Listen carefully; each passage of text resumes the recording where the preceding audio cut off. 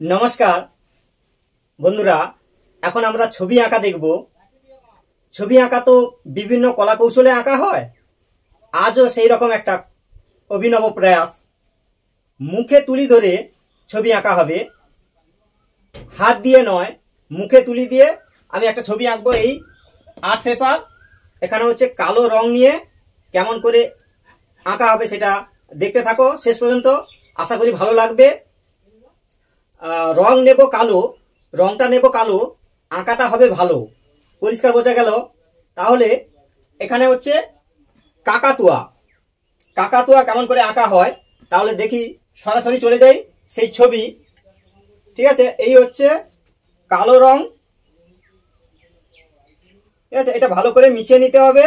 এবার হচ্ছে দাঁতে চেপে ধরতে হবে এই। ঠিক আছে, এবার হচ্ছে কাকাতুয়া, তাই তো। এরকম সুন্দর করে হর্ষৌকার যেমন লেখা হয়, যেমন হর্ষৌকার লেখা হয় ওইভাবে লিখতে হবে। লেখার পর এরকম টান দিতে হবে, 1 2 ডানা। আবার হচ্ছে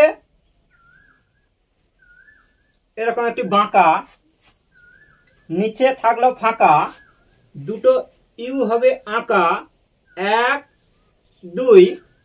এবার দেখো এই সোজা 1 2। এবার হচ্ছে এরকম বাঁকা রেখা দুটো দিয়ে দিতে হবে, 1 2 এই। এবার উল্টো দিকে একটা পাখনার কিছুটা অংশ দেখা যাবে এই। এবার হচ্ছে ঠোঁট এরকম করে বাঁকিয়ে এই ঠোঁট। এবার গোল করে এরকম গোল করে বাঁকা, বাঁকাকে বলবো তাকা, চোখ হয়ে গেল আঁকা। এবার হচ্ছে ঝুঁটি, 1 2 এরকম করে বাঁকা বাঁকা করে আঁকা হবে এই। এবার হচ্ছে পেছনের অংশ, লেজ, এরকম এরকম করে লেজ করে দিতে হবে এই এই। হয়ে গেছে।